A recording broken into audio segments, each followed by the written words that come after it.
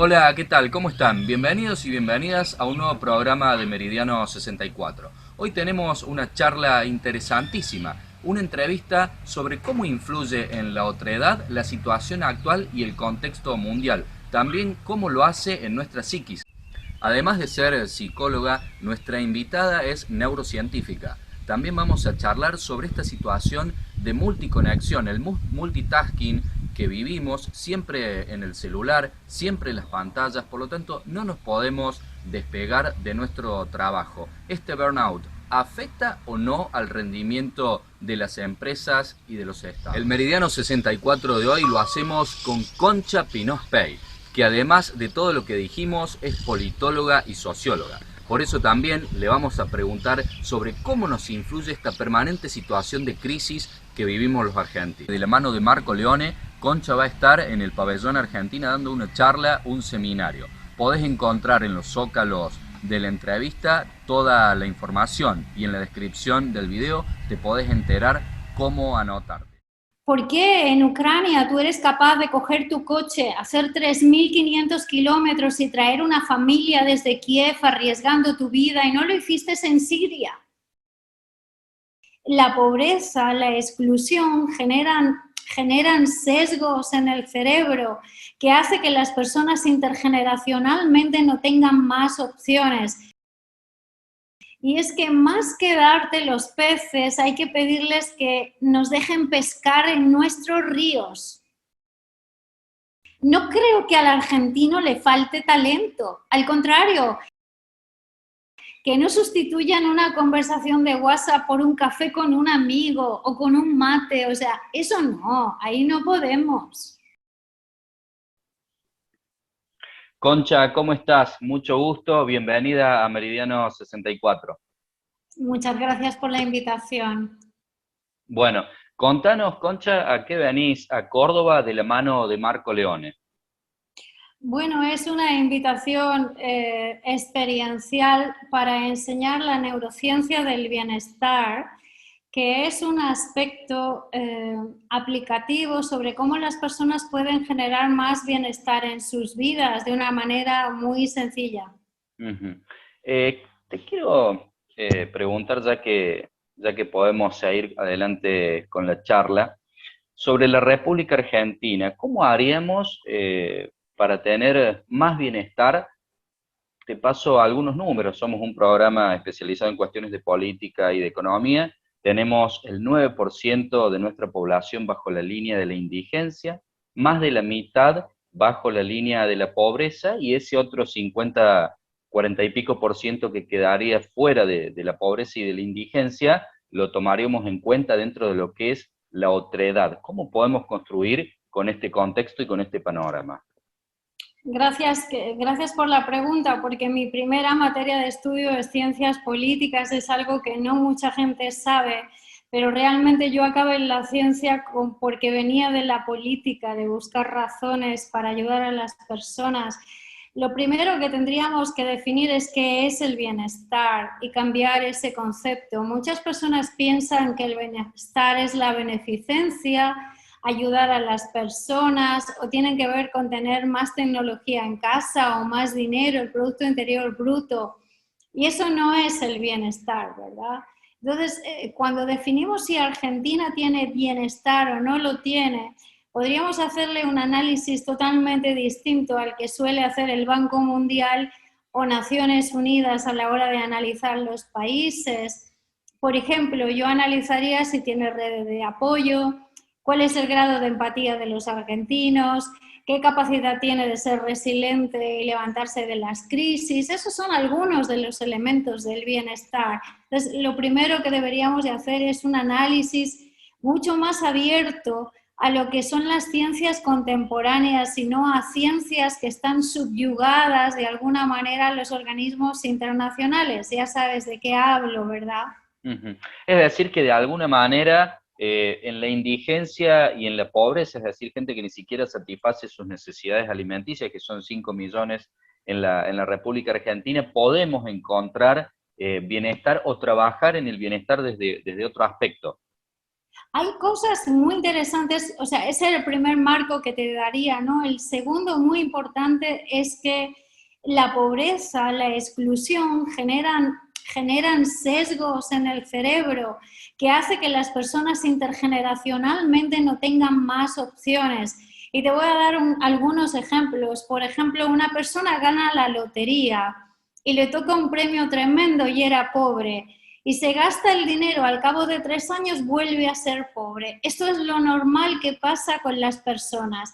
¿Por qué la persona vuelve a ser pobre y no consigue mantener su estatus? Porque dentro de nuestra mente, ¿no?, hay sesgos en el cual nosotros nos permitimos o no ser de una manera. Entonces, ¿qué hace que una persona sea pobre? No es el hecho de que haya nacido en un contexto de pobreza o no, porque muchas personas en ese mismo contexto tienen resiliencia. Yo diría que es otra cosa, es por ejemplo el mandato intergeneracional de lealtad a la pobreza también, que esto es interesante cuando trabajamos en políticas sociales. Un hijo de un padre que es pobre difícilmente consigue superarle, pero no por falta de talento, sino porque no quiere arruinar el legado de la pobreza intergeneracional. Entonces, lo primero que tenemos que entender es que la prosperidad no tiene que ver con ser mala persona, sino con activar los talentos. Yo creo que en Argentina se debería de hacer un programa del talento de los argentinos, que tienen mucho, y en lugar de focalizarnos en cuál es la pobreza estructural, sino en cómo podemos vencerla mediante algo que en neurociencia Maturana y Varela acuñaron, que es el término de la autopoiesis, la capacidad que tiene un grupo de regenerarse y de crear su propio empowerment, su propio levantamiento. Yo creo que la política real, no la de los gobiernos, viene de los ciudadanos que toman conciencia de 3 aspectos, ¿no? Uno es la capacidad de trabajar juntos, la otra es que están orgullosos de lo que son y que aspiran a ser mejores, pero siendo lo que son, y ser humilde no significa ser malo, ¿verdad? Todo lo contrario. Y la tercera es que tienen dignidad en el sentido profundo de la palabra. Yo he trabajado en muchos países, en áreas donde eran muy pobres, y es interesante porque los países que se consideran pobres, más bien yo diría, si me lo permites, empobrecidos, porque Argentina es rica, pero está empobrecida. Y no es lo mismo ser pobre que estar empobrecido. Cuando tú le pides a las personas, ¿a usted le gustaría tener esto o esto? Hay países que te dicen que sí y otros dicen no, porque yo no quiero crearme deuda con usted. Y ese concepto de la deuda, que a veces los bancos, ¿no?, los bancos mundiales, la deuda eterna en Latinoamérica y así el pueblo está absolutamente subyugado, es algo que los argentinos y latinoamericanos, también en España, tenemos que revisar. Y es que más que darte los peces, hay que pedirles que nos dejen pescar en nuestros ríos. Bueno, o sea que esto iría en contra de lo que son los eternos planes bueno, subsidian a las personas que no tienen un empleo y que esto no tiene un vencimiento. Bueno, yo creo que todas las personas tienen derecho, por supuesto, afirmo la Carta de los Derechos y de los Objetivos. Es muy bonito en un papel todo lo aguanta, pero luego viene la realidad. Yo iría hacia lo concreto y hacia lo concreto te diría que si nosotros aprovechamos ventanas evolutivas de las personas, o sea, cuando los niños tienen menos de 3 años, la adolescencia, a una persona que está incluso en la calle, indigentes, y hacemos un programa sobre cómo cultivar el bienestar y la resiliencia, puede darle más sentido a su vida que no que le des $100 o $1000, porque en realidad si le das ese dinero tan solo, no digo que no le ayudes, pero si tan solo le das eso, en realidad es un acto de humillación y le estás subyugando a que sea dependiente. No sé si me estoy explicando. Sí, sí, te estás explicando y yo estoy pensando en la realidad de Argentina, ¿no? Que 23 millones tienen un plan social por esta situación. Quiero pasar a preguntarte por el ámbito laboral. Esto de la resiliencia, del bienestar, por ahí se están incrementando la cantidad de horas en las personas que trabajan, sobre todo en la economía informal. ¿Esto afecta en el rendimiento de la persona y por lo tanto en el desempeño laboral?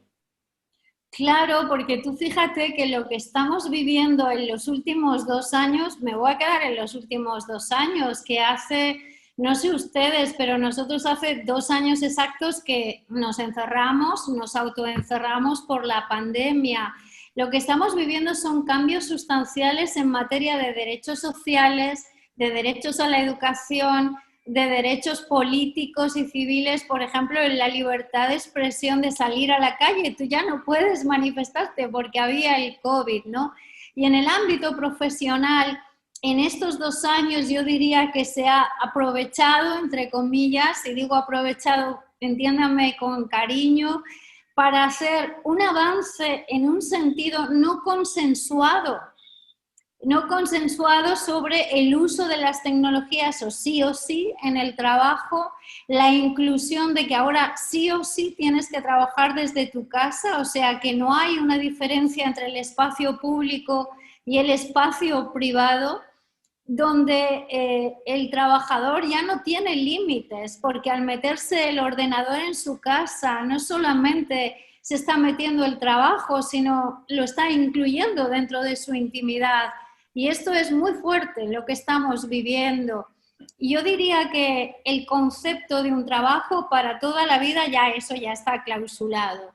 Y que por primera vez nuestra generación vamos a vivir una convivencia con autómatas, con inteligencia artificial, con robots que sí van a facilitar parte de nuestro trabajo, pero que también muchos obreros en la materia clásica se van a quedar en una brecha donde no se está hablando suficientemente claro, I mean, el 30% de la población mundial se va a quedar sin trabajo en menos de 5 años.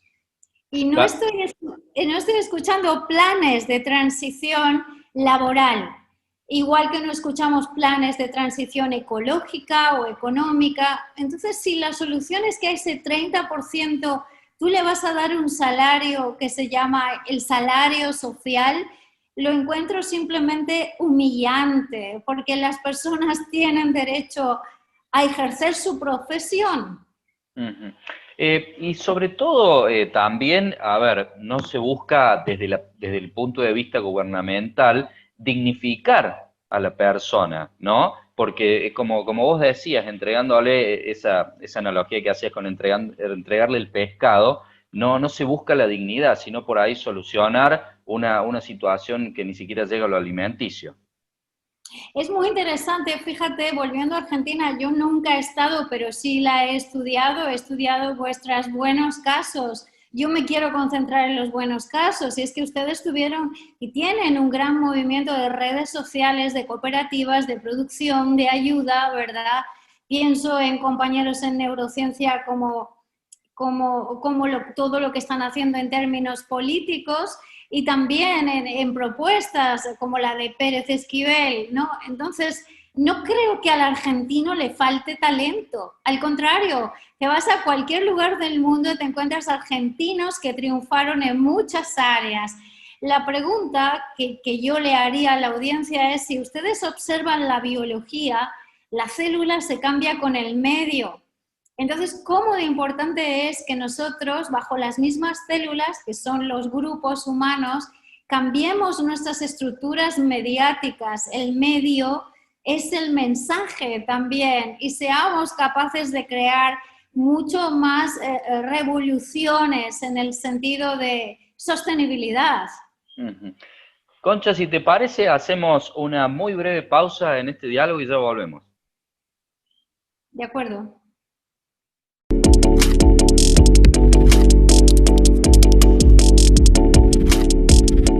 Estamos de vuelta en este interesantísimo diálogo. Le vamos a preguntar a Concha si tiene alguna incidencia negativa en el rendimiento de un trabajador y de una empresa esta disociación, esta disolución de la intimidad y del tiempo del trabajo, esas inclusiones obligatorias en grupos de WhatsApp que nunca respetan horarios y demás cuestiones. ¿Qué nos puedes decir al respecto? Bueno, yo creo que estamos usando la tecnología, como estábamos hablando hace un ratito, ¿verdad? Desde el 2020 como un instrumento de dominación, siento ser tan clara y tan directa. La tecnología se puede utilizar como un instrumento de acompañamiento y ser amable, o como un instrumento de control y de dominación. Sabemos el peso que tienen los algoritmos a la hora de seleccionar la información que vemos y cómo sesgan incluso nuestra cognición y nuestras emociones. Pues claro que tiene influencia, porque estamos entrando en esquemas de dominación, que hay un filósofo, ya hace un tiempo habló de esto, que era Hegel, el dilema del amo y el esclavo.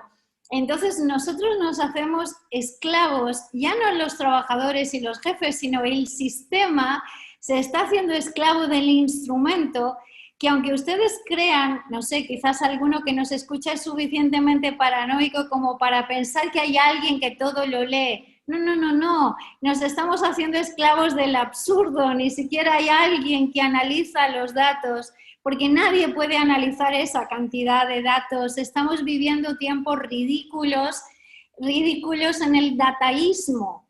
Es como un nuevo Dios, el Dios de los datos, ¿no? Y estamos en un advenimiento entonces a nivel intelectual y humano de las no cosas. Le damos más importancia a las no cosas que a las cosas. Y esto es un tema fundamental. El trabajo antes era físico. Por ejemplo, yo llevo casi 3 años sin ver a estudiantes. Ahora voy a Argentina y voy a ver seres humanos. Pero si te digo que solo en un año enseñé a 2,5 millones de estudiantes y nunca les vi, es terrible. Ustedes me dirán, qué bueno, y yo digo, qué mal, porque no he podido olerles, no he podido tocarles, entonces mis estudiantes... Se dificulta el feedback. Bueno, básicamente se están convirtiendo en avatares, entonces podemos entender muy bien la propuesta de metaverso, porque ha llevado el gato al agua, como decimos en España, poquito a poquito nos ha llevado hasta que ya no te queda otra. Entonces creo, compañeros argentinos, que hay que rebelarse. O sea, hay que rebelarse, no quiero decir que no se pongan las vacunas y no se protejan, sino que cubran su intimidad, sus espacios en el trabajo, que no sustituyan una conversación de WhatsApp por un café con un amigo o con un mate. O sea, eso no, ahí no podemos. Son las pequeñas cosas que hacen a la vida. Concha, te quiero preguntar, también llamando a colación a nuestro amigo Marco Leone y su forma de ver la psicología y el coaching, ¿qué podemos hacer los argentinos? Nosotros le llamamos tips, para lograr un mayor bienestar con las pequeñas cosas y las cosas sencillas que nos da la vida y estas herramientas, como vos decías recién, del mate o del café. Pues lo primero que tienen que tomar conciencia es de todo lo bueno que tienen y de todo lo bueno que son. Eso no quiere decir ser orgullosos, sino ser humildes. Por ejemplo, les invitaría a hacer un inventario de todas las cosas buenas que hacen cada día y las aprecien. La segunda es que las agradezcan. Apreciación y gratitud son elementos fundamentales para el crecimiento. La tercera es que trabajen en grupos de 2, de 3, de 4, de lo que puedan, y propongan cambios chiquitos, que puede ser desde crear un huerto hasta crear una microempresa. Creo que esas cosas son importantes. Vivimos en un medio que es aéreo y hemos olvidado la tierra. Entonces, al final, compañeros de Argentina, la tierra te va a dar de comer. Entonces, no se olviden que necesitamos trabajos manuales, recuperar, reciclar, reutilizar, ser resiliente. Esos serían mis mensajes. Sí, está muy en boga todos estos conceptos que vos estás diciendo en ciertos grupos sociales. Conche, quiero aprovechar tus conocimientos en política para preguntarte sobre la situación mundial y particular de algunos países que viven en crisis y si existe algún riesgo de polarización política, de retornos de gobiernos fascistas y demás tipo de formas de gobierno que atentan contra la libertad individual. Supongo que me estás preguntando por la supuesta crisis de Ucrania, ¿es eso? También, sí, lógico. Bueno, yo acabo de llegar de Europa, justo estaba en Roma cuando empezó todo este festival, que en realidad no ha empezado ahora, porque hay que decir que en política, si haces un buen análisis, nada empieza ni nada acaba, todo tiene que ver con marcos conceptuales previos. Sinceramente, yo trabajé en la cumbre de Reagan y Gorbachev, en la apertura del muro de Berlín, y cuando uno, fue mi primer trabajo, entonces cuando uno ve esto, dice, ¿será que nos equivocamos al abrir Berlín? ¿Será que confundimos crear economía con Rusia, con compartir ética común? Esas es preguntas que yo me hago, ¿no? ¿Y será que todavía no hemos superado, después de 80 años en Europa, hablo como europea, el fantasma de las guerras y necesitamos repetir de nuevo el sentimiento de el amo y el esclavo, la víctima y el salvador? O sea, por Dios, veo todos los actores de la Segunda Guerra Mundial, hasta me parece que Johnson se parece a Winston Churchill. Y me resulta sospechoso que seamos tan idiotas como para volver a repetir una migración semejante. Yo soy una persona que creo en el diálogo y en la no violencia. Creo que debemos de negociar y negociar hasta el final. Y no estoy a favor de armar a los países contra algo tan grande y tan fuerte como es Rusia. Imagínense ustedes que quisiéramos ir contra Estados Unidos o contra China, o sea, es estúpido, es David contra Goliat. Y nos estamos metiendo todos en un encierro que creo que no nos estamos dando cuenta, que nos puede hacer retroceder 70 años a todos en paz, en guerras, en economía, en ciencia. Tú ves todos los proyectos comunes con Rusia ahora parados. O sea, ¿de qué estamos hablando? Pongámonos con claridad sobre cuáles son los intereses ocultos de este conflicto, y la realidad, desde mi punto de vista, es que Rusia tiene en parte razón, Ucrania tiene en parte razón y Europa tiene en parte razón. ¿Seríamos capaces de poner todas esas partes de nuevo a negociar? Y creo que hay que negociar. Si no lo hacemos, que no lo estamos haciendo, pinta mal. Si me preguntas mi análisis, a mí me gusta mucho el análisis político de la historia, es que creo que vamos a algo peor que la crisis de los misiles, entre la crisis de los misiles y un nuevo muro de Berlín, donde queremos aislar a Rusia, China se irá por otro lado y nos quedaremos en un cerco. Mi análisis es que a quien más le interesa no es a Europa, y respóndanse ustedes a quien más le interesa. No lo digo yo, lo dirán ustedes. Bueno, te quiero aprovechar para la última pregunta. Sabemos que está muy ajustada tu agenda. Todas estas cosas que vos describiste, ¿puede ser que nos afecten y nos formen una capa que nos haga ser personas con menos otredad, ponernos menos en lugar de las otras personas y que nos interese y nos preocupe menos lo que pasa a nuestro alrededor y a nuestro prójimo? Sí y no. Te voy a dar un ejemplo. Yo le he preguntado a los europeos, a los españoles, ¿por qué en Ucrania tú eres capaz de coger tu coche, hacer 3.500 kilómetros y traer una familia desde Kiev arriesgando tu vida, y no lo hiciste en Siria? ¿Y no lo hiciste en Afganistán? ¿O no lo has hecho en el Congo? Lo siento, porque son refugiados blancos, porque son mayoritariamente cristianos, porque no te resultan peligrosos, porque están cerca de casa. Entonces creo que cuando el conflicto te toca en la nariz, cuando lo hueles en tu jardín, entonces sí, eres capaz de moverte. Pero cuando lo tienes lejitos, pobrecitos los afganos, Afganistán, Siria, el Congo, Etiopía, Sudán, tienen 200 veces más refugiados que los que puede proponernos Ucrania. Además, Europa ha hecho algo horrible en esto, está pagando 500 euros a cada persona que acoge a un refugiado. O sea, estamos actuando con una doble moral imperdonable. ¿Qué quiero decirte con esto? Que tenemos sesgos racistas, clasistas, y nuestro cerebro opera más allá del tiempo y así somos. Entonces, ¿qué tal si cambiamos? ¿Qué tal si nos proponemos hacer un mate para el cambio? Te propongo que cerremos la entrevista con esa frase que nos diste y te pido un último mensaje para la Argentina que siempre está en crisis, como dijo Marco Leone en nuestro programa, no sé qué va a ser de nosotros cuando no estemos en crisis porque no vamos a saber cómo obrar.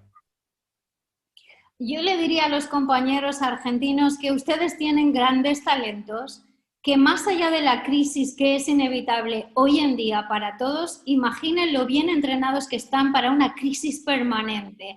Hagan de la crisis virtud, no se quejen, construyan un país y comunidades libres y solidarias. Ha sido un gusto entrevistarte, Concha. Gracias a ti. Quedan las puertas abiertas del programa entonces. Fue muy rica la entrevista, no sé si fue demasiado política porque la gente piensa que mi trabajo es solo psicológico, pero no. No, no, hemos aprovechado tu amplio currículum para preguntarte un poco de cada cosa. Gracias, te Un abrazo. gusto, Que un estés gusto. muy bien. Chao, chao. Igualmente.